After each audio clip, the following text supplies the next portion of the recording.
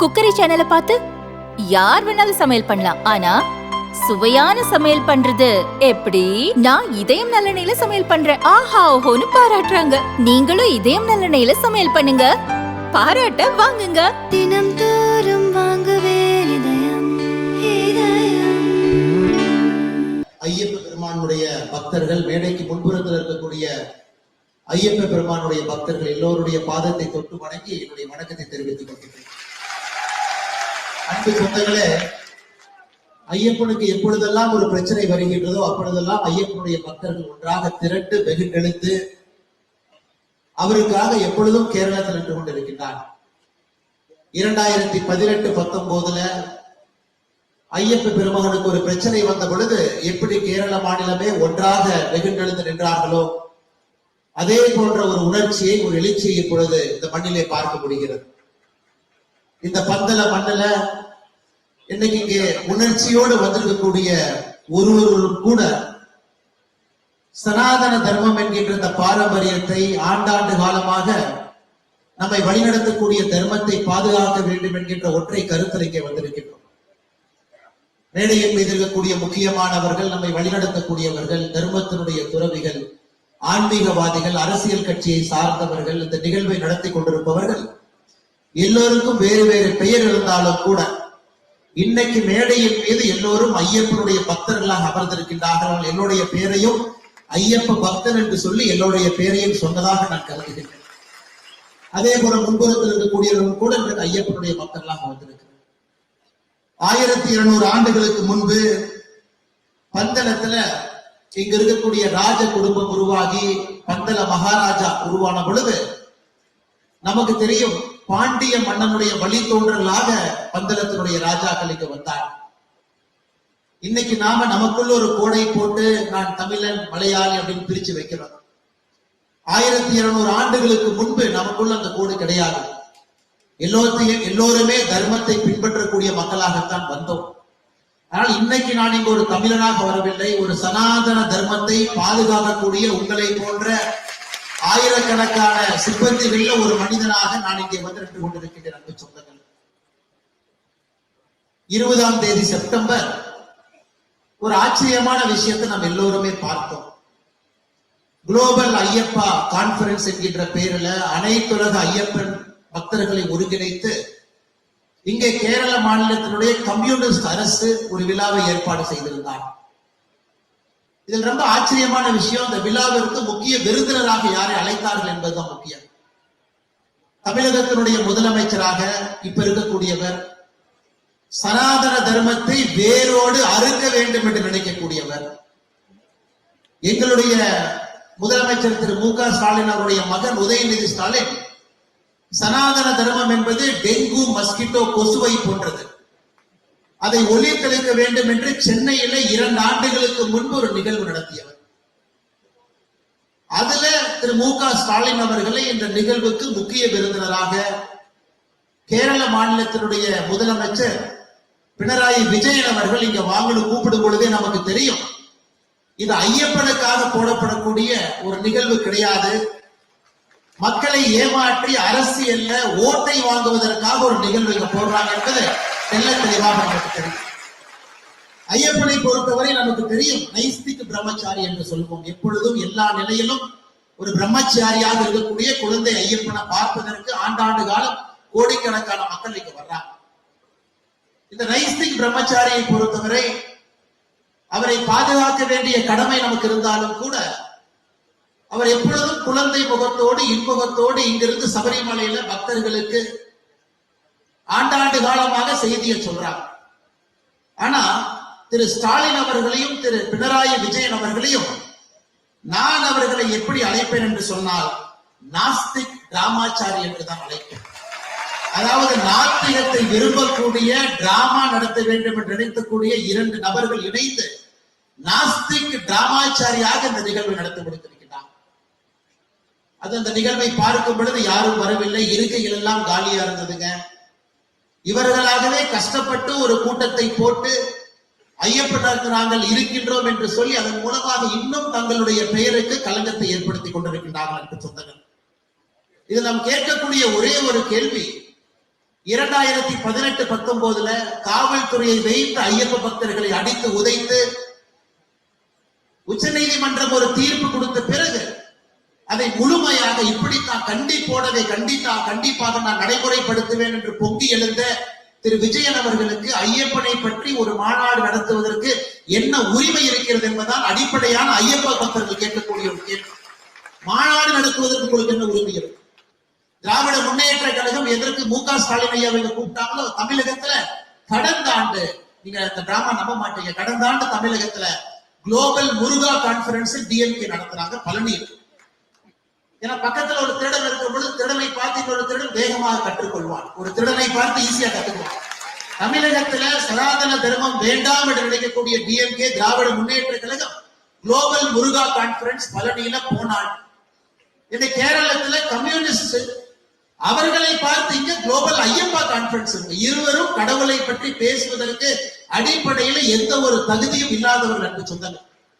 2018-19 கேரளால இதே பந்தளத்துல கம்யூனிஸ்ட் கட்சியினுடைய தொண்டர்கள் முதலமைச்சர் அவர்கள் கட்டவிழ்த்து அட்டூழியத்தை பார்த்து அடித்து உதைத்து மக்களை யாருமே சேர்வதற்கு இடம் கொடுக்காம காவல்துறையை வைத்து கட்டுக்கோப்பாக அவர்களாகவே பெண்களை உள்ளே அழைத்து சென்று வழிபடுவதற்கான எல்லா வேலையும் செஞ்சுட்டு இன்னைக்கு நீதி கண்ணீர் வடிக்கின்றார்கள். ஐயப்பனுக்காக நாங்கள் இருக்கிறோம், ஐயப்பனுக்காக எப்பொழுதும் பேசுவோம்.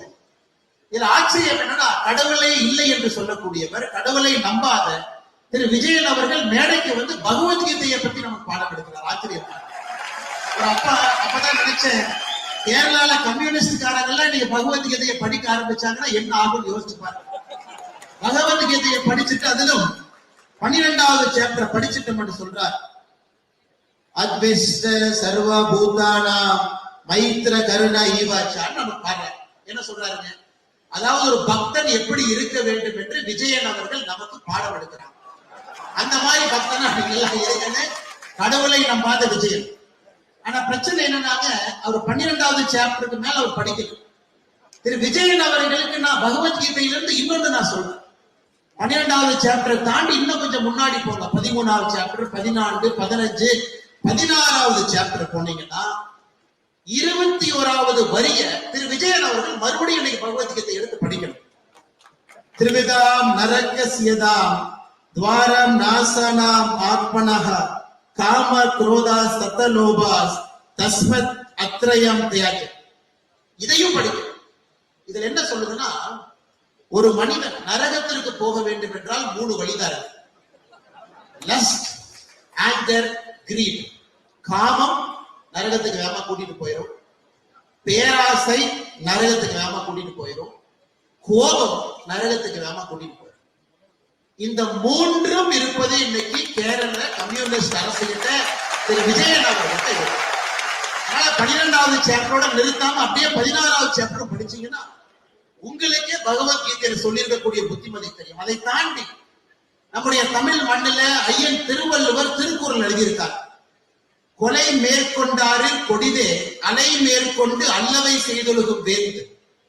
ஒரு அரசனை பொறுத்தவரை, ஒரு கிங், ஒரு ராஜா, அரசனை பொறுத்தவரை அரசன் கொடுமை செய்வது, அரசன் இருக்கக்கூடிய சட்டத்தை தவறாக பயன்படுத்துவது. ஒரு அரசன் கொடுமை செய்வது, அரசன் ஒரு சட்டத்தை தவறாக பயன்படுத்துவது அரசனுக்கு கீழே இருக்கக்கூடிய கொலைகாரனை விட ஒரு பெரிய பாவம் அரசன் சம்பாதிப்பான் என்று திருவள்ளுவர் சொன்னார். 2018-19 திரு விஜயன் அவர்கள் கேரள மாநிலத்துல பந்தளத்துல இந்த பகுதியில அவர் நடந்து கொண்ட விதம் எது, அவர் மக்களை நடத்திய விதம் என்ன, கையில் ஆட்சி அதிகாரம் இருக்கிறது என்கின்ற ஒற்றை காரணத்திற்காக லட்சக்கணக்கான ஐயப்ப பக்தர்களுக்கு எவ்வளவு பிரச்சனை அவர் உருவாக்கினார். அதனால் இது யாருக்கு பொருந்ததோ இல்லையோ திரு விஜயன் அவர்களுக்கு பொருந்தும்.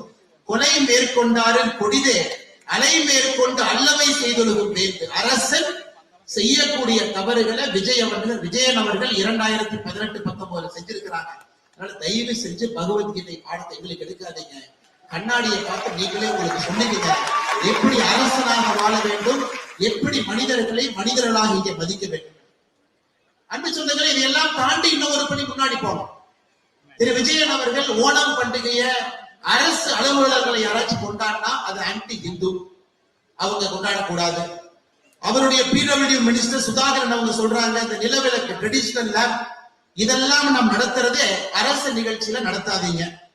கேரள மாநிலத்தினுடைய ஸ்பீக்கராக இருக்கக்கூடிய சம்ஷீர் அவரை பொறுத்தவரை நாடு கணேசா கணபதி அவரே ஒரு மித், உண்மை கிடையாது. தாமஸ் ஐசக் முன்னாள் கேரளத்தினுடைய நிதி அமைச்சர் வாமன அவதாரே ஒரு பொய். திரு ஜெயராஜன் அவர்கள் கம்யூனிஸ்ட் கட்சியினுடைய தலைவராக இருக்கிறவங்க பரசுராமரே ஒரு மித். இந்த கேரள மண்ணை பொறுத்தவரை பரசுராமர் சேத்திரம் கிடையாது அப்படின்னு கேரள மண்ணில் இருக்கக்கூடிய ஒரு கம்யூனிஸ்ட் கட்சியினுடைய தலைவர் சொல்றாங்க. இவ்வளவு விஷயங்கள் பேசக்கூடிய ஒரு கட்சியிலிருந்து வந்திருக்கக்கூடிய விஜயன் அவர்கள் இன்னைக்கு ஐயப்பனுக்காக ஒரு நிகழ்வை நடத்திவிட்டு நாங்கள் ஐயப்பனுக்காக இருக்கின்றோம். சமீபத்துல ஒரு படம் பார்த்திருப்பீங்க, ஒரு நெட்ஃபிளிக்ஸ் சீரீஸ் ஸ்கேம் 92. எப்படி 2 பேர் சேர்ந்து பாம்பே ஸ்டாக் எக்ஸ்சேஞ்ச ஸ்கேம் பண்ணாங்க. இன்னைக்கு இந்தியால 2 பேர் அது மாதிரி செய்யறாங்கன்னா, ஒன்னு ஸ்டாலின் அவர்கள், இன்னொன்று விஜயன்.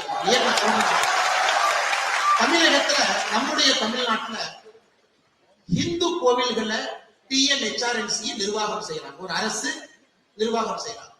1985ல 5,25,000 ஏக்கர் இருந்த TNHRNC இன்னைக்கு 4 லட்சம் ஏக்கர், 1,25,000 ஏக்கர் காணாம போயிடுச்சு. 1985க்கு பிறகு 40 ஆண்டுகள்ல தமிழ்நாட்டினுடைய இந்து அறநிலைத்துறை நடத்தக்கூடிய கோவில்கள் 46,000 கோவில், 46,000 temples managed TNHRNC.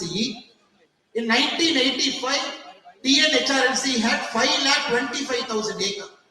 In 40 years, TNHRNC has lost 1 lakh acre. Right now, we have 4 lakh acre. Tamil Nadu அரசு இந்த 1,25,000 ஏக்கர் எங்கே போச்சுன்னு கண்டுபிடிக்க முடியல. தமிழ்நாடு அரசு சார்பா இந்த ஐயப்பன் மீட்டிங்க்கு எங்களுடைய அறநிலைத்துறை அமைச்சர் சேகர் பாபு வந்திருக்கார். அவர் என்ன கேட்கிறாருன்னா, ஒரு 5 ஏக்கர் மட்டும் எங்களுக்கு கொடுங்க, பந்தளத்துல கொடுங்க கேட்கிறாங்க. ஆச்சரியம் என்னன்னா, தமிழ்நாட்டுல 1,25,000 ஏக்கர் காணோம். 20ஆம் தேதி செப்டம்பர் இங்க குளோபல் ஐயப்பா கான்பரன்ஸுக்கு வந்த தமிழ்நாட்டினுடைய அமைச்சர் இங்க என்ன கேட்கிறாருன்னா, ஒரு 5 ஏக்கர் தமிழ்நாட்டு கொடுங்க, இங்க நான் கட்டிக்கிறேன். ஏன் அதிகம் திருடவா? அந்த 1,25,000 ஏக்கரோடு கேரள மாநிலம் உங்களுடைய சொத்து 5 ஏக்கரையும் திருடவா? அன்பு சொந்தங்களே, இது நடப்பதெல்லாம் நன்றாக நாம் பார்க்க வேண்டும். நம்மை ஏமாற்றுவதற்காக மட்டுமே ஒரு கூட்டம் ஒன்றாக இணைந்து நடத்தி கொண்டிருக்கிறார். இன்னைக்கு கடவுளை அரசியலாக்குவது யார் என்கின்ற முக்கியமான கேள்வியை நம்ம கேட்கிறோம். கடவுளை அரசியலுக்கு பயன்படுத்துவது நாமா, இங்க இருக்கக்கூடிய அரசா, அதுவும் குறிப்பாக கம்யூனிஸ்ட் கட்சியார் பாரு. இன்னைக்கு கடவுளை அதை அரசியலாக்கி அதன் மூலமாக லாபம் சம்பாதித்து அதன் மூலமாக மக்களை ஏமாற்றுவதற்காக ஒரு வேலையை செஞ்சிருக்கிறாங்க. இன்னைக்கு பெரும் திரளாக பந்தளத்துல இங்க இருக்கக்கூடிய நாம் எல்லோரும் இங்க இணைந்திருப்பது, தயவு செய்து ஐயப்பனை அரசியல் ஆக்காது, தயவு செய்து ஐயப்பனை தனியா விட்டுருங்க. இன்னைக்கு உச்ச நீதிமன்றத்துல ரிவ்யூ பெட்டிஷன் லார்ஜர் கான்ஸ்டிடியூஷனல் பெஞ்சில் இருக்கும் பொழுது எதற்கு தேவையில்லாத வேலையை செய்யறீங்க? ஐயப்பனுக்கு உண்மையாலும் நல்லது செய்ய வேண்டும் என்று விஜயன் அவர்கள் நினைச்சா சுப்ரீம் கோர்ட் முன்னாடி நீங்க போட்டுக்கக்கூடிய அபிடவிட்டை மாத்தி போடும். சுப்ரீம் கோர்ட்ல 2018, 17, 16ல இந்த மாநிலத்தினுடைய கம்யூனிஸ்ட் அரசு கொடுத்திருக்கக்கூடிய அபிடவிட்டை மாத்துது. திருவங்கூர் தேவஸ்தானம் போர்டு இங்க என்ன அபிடவிட் கொடுத்திருக்கிறீங்களோ அதை உச்ச நீதிமன்றத்துல மாத்துங்க. Change the affidavit that is in front of the honorable Supreme Court of our country. If you want to do any justice to Lord Ayyappa, if they have to serve Lord Ayyappa, if they have to really surrender themselves to Lord Ayyappa, they are duty bound to change the affidavit that is presented in front of the honorable Supreme Court of our country. அதை செய்யாம 20ஆம் தேதி பந்தளத்துல எதற்காக நீ கூட்டத்தை போடுறேன்? இதுல இருந்தே நமக்கு தெரியும். இன்னைக்கு திருவங்கூர் தேவஸ்தானம் போர்டு வெளியே பேசும் பொழுது அவங்க மாத்தி பேச ஆரம்பிச்சிட்டாங்க. தேவஸ்தானம் போர்டை பொறுத்தவரை கம்யூனிஸ்ட் கட்சி வரும்பொழுதெல்லாம் மாத்தி பேசுவாங்க. இன்னைக்கு அவர்கள் நேரடியாக மாத்தி பேசுவது அபிடவிட்ல சொல்லட்டும், நாங்கள் 10 வயதிலிருந்து 50 வயது வரை பெண்களை சபரிமலைக்குள்ள அனுமதிக்க மாட்டோம் என்கின்ற அபிடவிட்டை நீங்க போடுங்க. நீங்க ஐயப்பனுடைய பக்தர்கள் ஏற்று, நீங்க ஐயப்பனுக்காக வேலை பார்க்கறீங்க. அதையெல்லாம் தாண்டி விஜயன் அவர்கள் இன்னைக்கு புதுசா இன்னொரு டிராமா ஆரம்பிச்சிருக்காங்க. ஐயப்பனுக்காக நாங்கள் செலவு செய்கின்றோம், ஐயப்பனை பார்த்துக் கொள்ள வேண்டிய பொறுப்பு எங்களுக்கு இருக்கு. 2011-12 மாஸ்டர் பிளான் என்ன சொல்றாங்க? 148 கோடி ரூபாய் ஐயப்பனுக்கு நாங்க செலவு பண்ணிருக்கோம். ஐயப்பனை பார்க்க போகும் பொழுது ஒரு ரோடு, ஒரு பிரிட்ஜ், ஒரு டிட்ஜ், ஒரு கான்கிரீட் இதெல்லாம் போட்டு ஐயப்பனுடைய கணக்கு எழுதிட்டு போறாங்க. ஆனா ஐயப்பன் மட்டுமே சபரிமலையினுடைய வருமானத்தை பாருங்க, 2024-25 சபரிமலையினுடைய வருமானம் 441 கோடி. 2023-24 360 கோடி. 2022-23 301 கோடி. கடந்த 3 ஆண்டுகள்ல மட்டுமே சபரிமலையினுடைய வருமானம் 1300 கோடி ரூபாய்.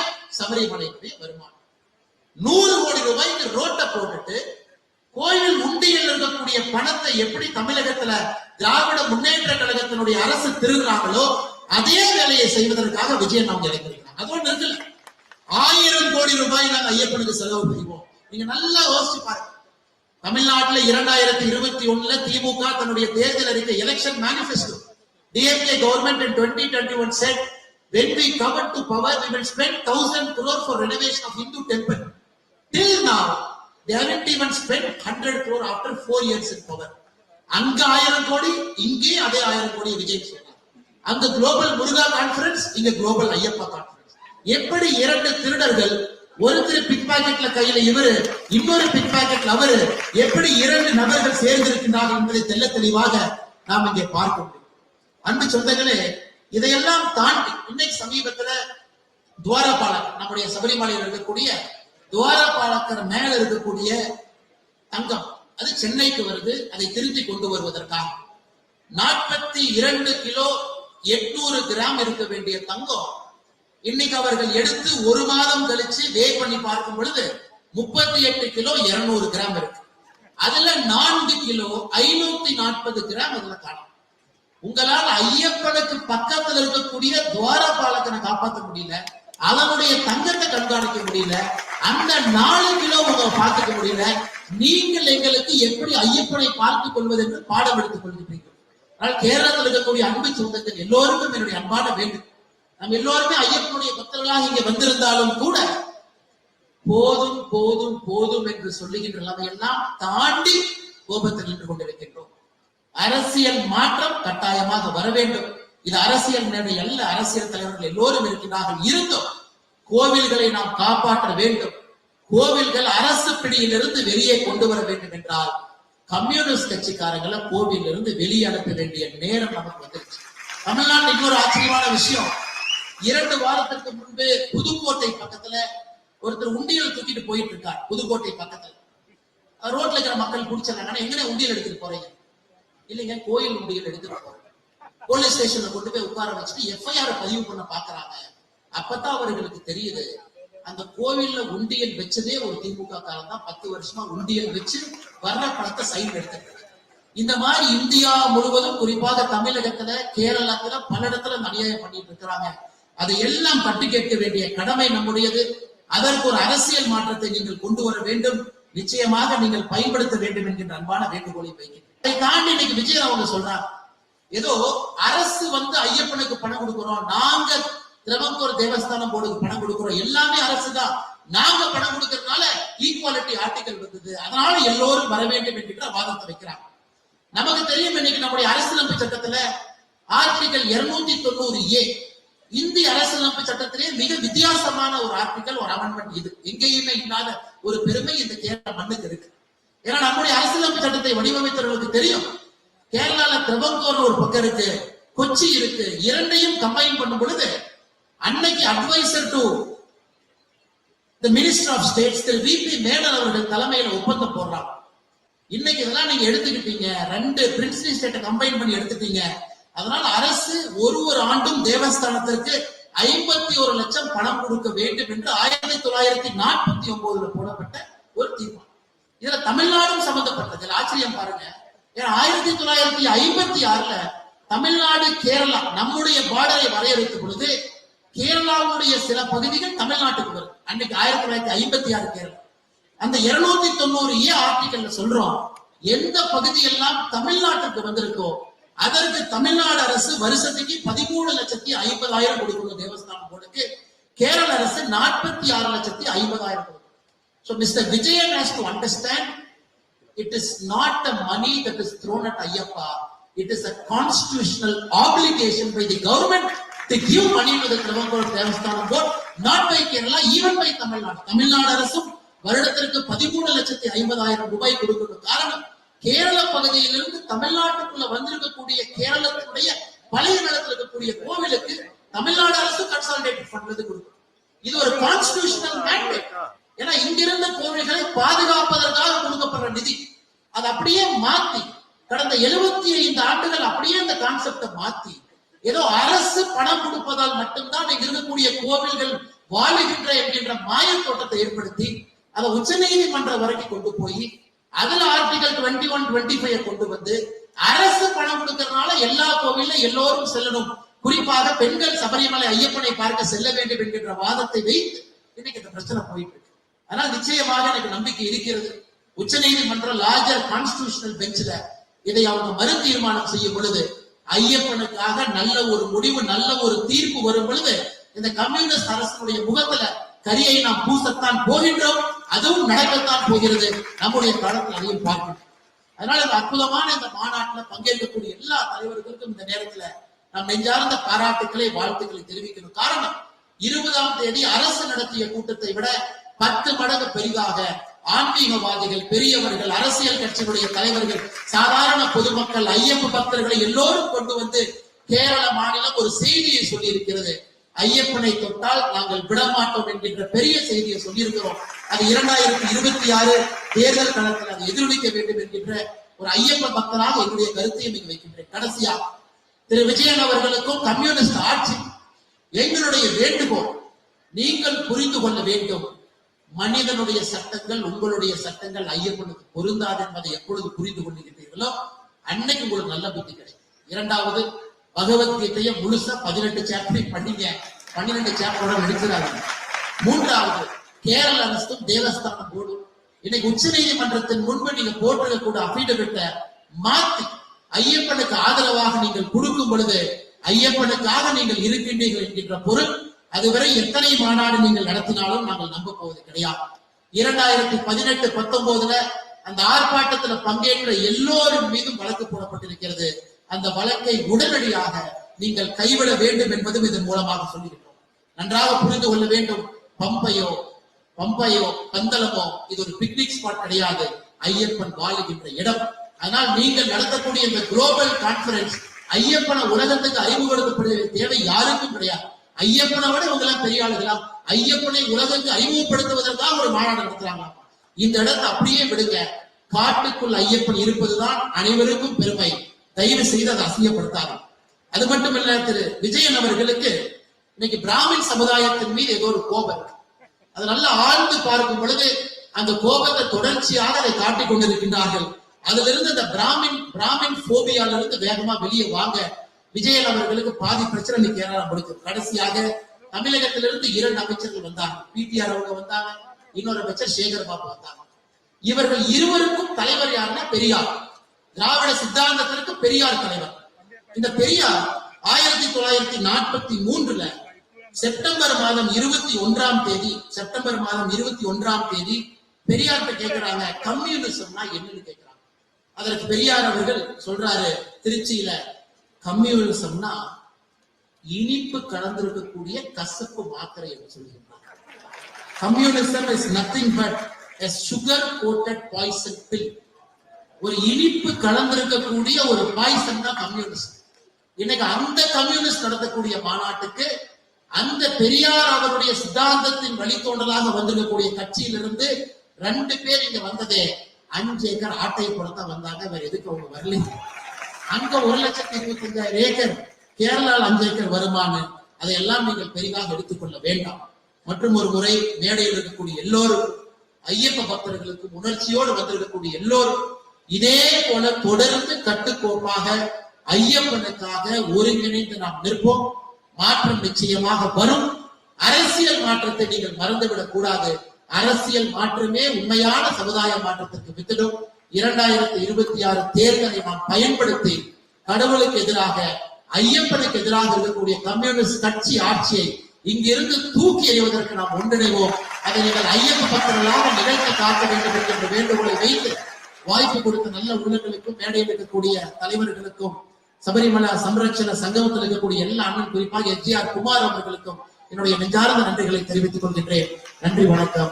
சுவாமியே சரணம் ஐயா.